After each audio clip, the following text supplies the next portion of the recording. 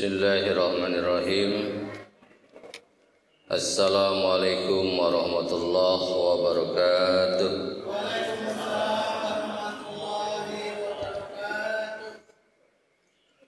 Alhamdulillahilladzi khalaqat taqwa khairaz zad wa natajawwada biha liyaumil ma'ad.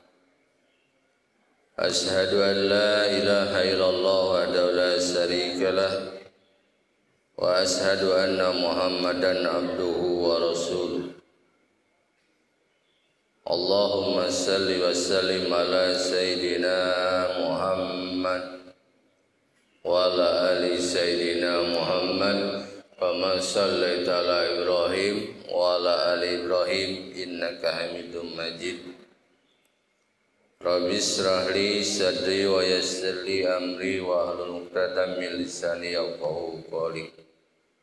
Rabbi zidni ilman warzuqni fahman. Allahumma iftah lana futuhal arifin bi hikmatika wansur alaina rahmataka wa dhakkirna ma nasina ya dzal jalali wal ikram. Allahumma aghnina bil ilmi wa zayyina bil ilmi wa akrimna bit taqwa wa jammilna bil afiyah.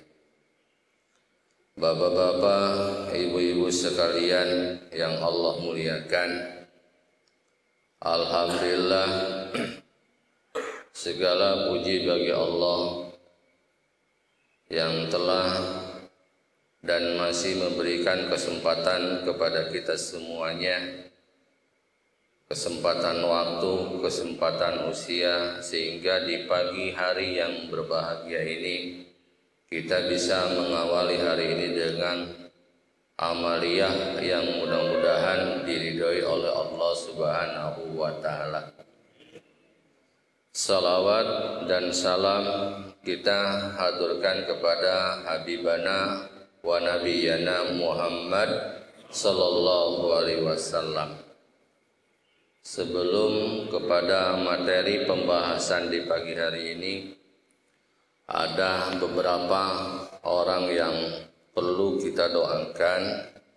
Yang pertama, almarhumah Ibu Pujiati, ibu dari mertua Bapak Haryanto yang kemarin telah berpulang. Mudah-mudahan Allah terima segala amal baiknya, ampuni segala dosanya, jadikan kuburannya sebagai raudhah min riyadil jannah. Dan juga almarhumin dari jamaah kita yang Ramadan tahun kemarin masih bersama kita, sekarang sudah berada di alam barzah sana, dan juga almarhumin dari keluarga kita semua.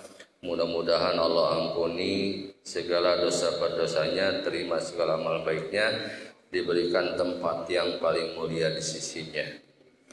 Dan yang kedua, mudah-mudahan kita doakan Bapak Suratman yang sedang mendapatkan ujian.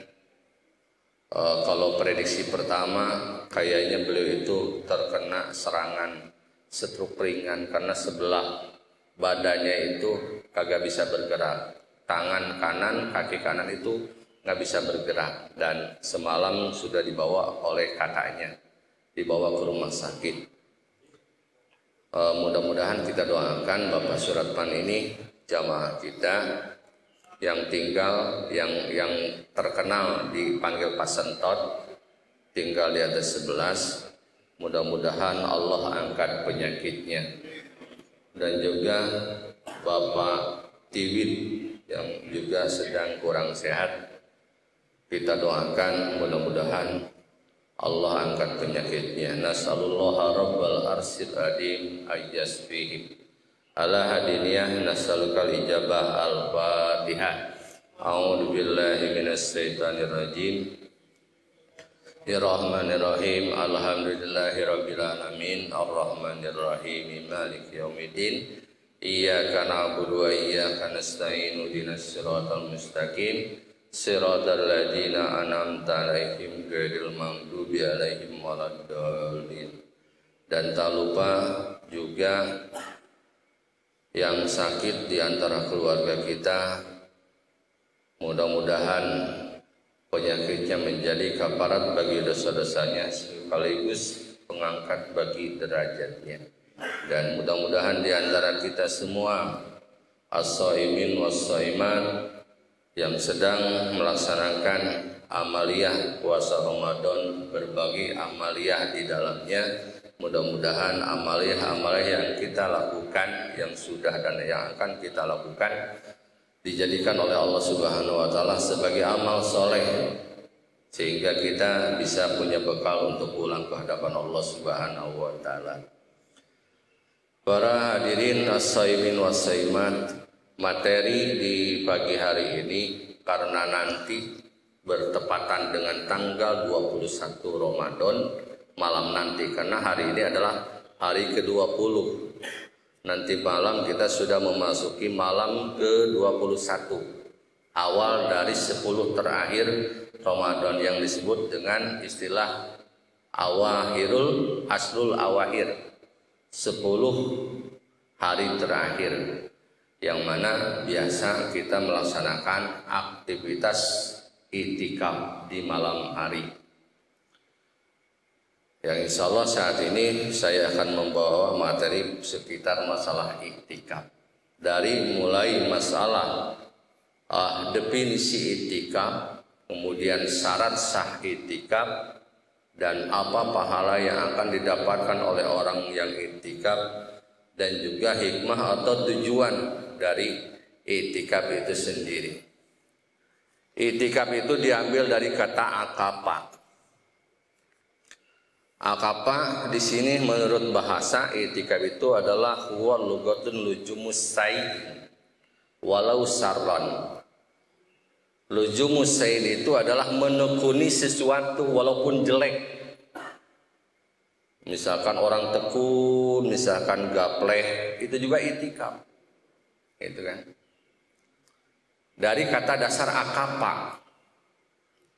Akapa itu adalah menekuni sesuatu. Sehingga kalau anak kecil lagi misalkan main HP atau main game, main komputer, kita panggil-panggil, "Dek, Adek, mandi dulu." Kagak ngerespon, "Adek." Nah itu juga i'tikaf, fokus ya. Kalau orangnya itu akib, akib itu orang yang fokus. Mana Pak Akib? Itu orangnya. Kalau akib itu orangnya. Kalau akapa itu fokus. Kalau orang itu akib, orang yang fokus. Kalau i'tikaf itu perbuatannya. Itu menurut bahasa. Jadi i'tikaf ya. I'tikaf itu adalah ketika seseorang fokus melakukan sesuatu. Nah, mudah-mudahan kita juga di sini termasuk orang yang mu'takifin, orang yang sedang beriktikaf, yang sedang fokus. Sehingga jangan sampai dalam arti seperti ini, kita misalkan lahir di dalam masjid, tapi pikiran di mana-mana, di kantor, di pasar, atau di mana, itu tidak i'tikaf. Gitu. Karena i'tikaf itu adalah lujumus sayyid walau syarran, menekuni sesuatu, jadi fokus, sangat fokus, sehingga kalau ada yang manggil juga karena sedang fokus, kadang tidak dihiraukan, kadang sampai tidak terdengar karena saking fokusnya. Itu teman kita manggil-manggil, kadang ngerasa nggak terdengar karena saking fokusnya. Nah itulah orang i'tikaf. Itu menurut bahasa. Kalau menurut syariat adalah muksu mahsusin ala wajhi mahsusin. Itu. Jadi diam untuk menekuni sesuatu dengan cara tertentu kan.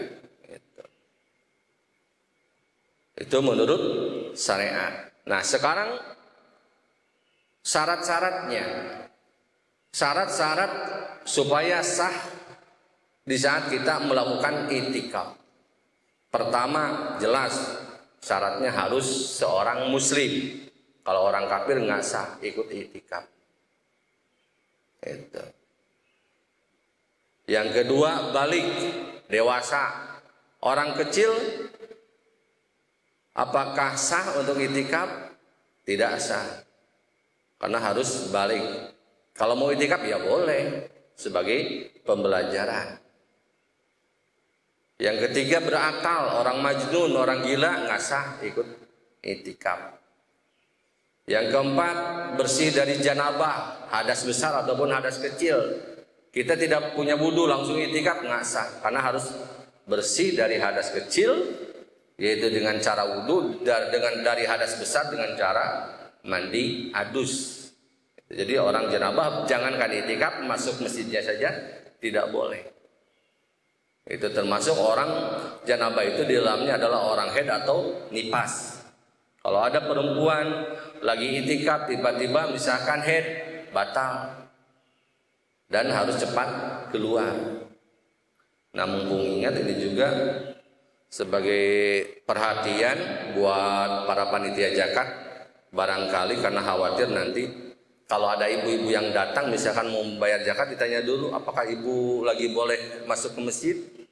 Kalau misalkan lagi sedang berhalangan ya kita transaksi zakatnya di luar saja, karena tidak boleh seorang yang sedang haid, ibu-ibu yang sedang haid, perempuan yang sedang haid masuk masjid.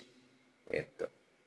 Yang tidak boleh itu muksu. Kalau hanya sebatas lewat, itu juga kalau ada hajat, lewat misalkan untuk mengambil anaknya masuk ke dalam, lewat saja, keluar lagi, itu tidak apa-apa. Tapi kalau yang namanya muksu, diam, kan jelas kalau misalnya lagi zakat kan diam dulu, duduk dulu, itu muksu, tidak boleh.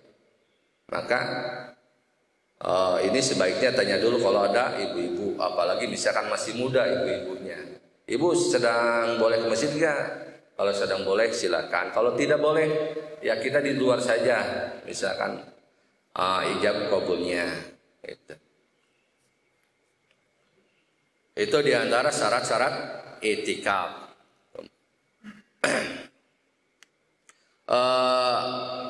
Keharusan apa? Dianjurkannya itikaf itu berdasar pertama dalil Al-Quran, yaitu watahhir baitiya lit-ta'ifin wal 'akifin.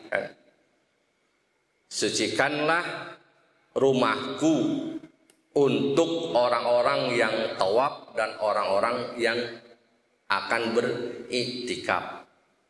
Itu.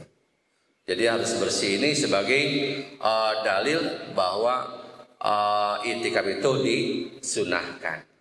Karena hukumnya itu juga ada yang wajib. Ada yang wajib, ada yang sunnah. Kenapa ada iktikaf yang wajib? Kalau iktikafnya jadi nadar. Nih, kalau saya nanti naik pangkat, maka saya bernadar akan iktikaf di 10 terakhir wajib tuh. Tapi misalkan bagi di luar nadar itu hukumnya sunnah, seperti yang akan kita lakukan dimulai nanti malam, itu hukumnya sunnah. Itu. Kapan waktunya iktikaf itu dan batasannya itu seperti apa? Di sini di antara imam yang 4 itu berbeda pendapat. Imam Hanafi dari yang paling sepuh, beliau mengatakan syarat sahnya iktikaf itu kalau misalkan sah iktikaf itu walaupun dilaksanakan hanya sebentar dengan syarat niat. Misalkan kita mau membayar zakat, masuk ke masjid, niat dulu, nawaitu sunnatal iktikaf sunnatan lillahi ta'ala. Saya berniat melaksanakan sunnah iktikaf karena Allah Ta'ala. Ketika masuk, Pak, saya mau bayar zakat, kemudian duduk, ijab kabul, kemudian beres, keluar lagi, itu sudah sah. Sudah termasuk iktikaf. Kalau niat, kalau ujung-ujung mah datang misalkan doa masuk masjid juga tidak, langsung masuk ke masjid, Pak saya mau bayar zakat, udah ijab kabul tanpa niat iktikaf, keluar nggak ada pahala iktikaf. Nah itu menurut Imam Hanafi itu sudah termasuk iktikaf walaupun sebentar.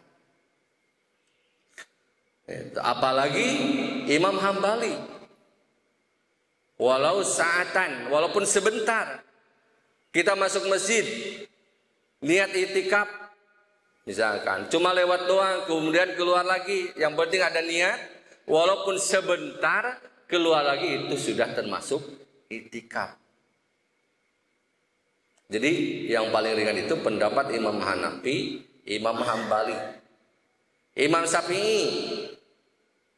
Imam Syafi'i itu orang akan dinilai termasuk itikaf kalau dia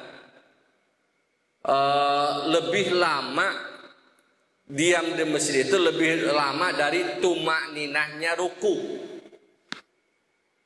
Lebih lama dari tumakninahnya ruku. Misalkan ketika ruku lamanya begini, Subhana rabbiyal azimi wa bihamdi, Subhana rabbiyal azimi wa bihamdi, Subhana rabbiyal azimi wa bihamdi. Kan sunahnya 3 kali, ditambahin 1 kali jadi 4. Subhana rabbiyal azimi wa bihamdi itu berapa? Semenit juga kagak kayaknya.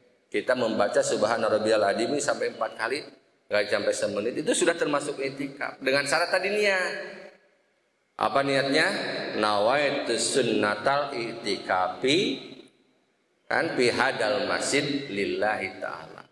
Saya niat itikaf di dalam masjid sunnah karena Allah Ta'ala. Kata Imam Syafi'i, yang penting lebih lama dari ukuran tumak ninahnya ruku.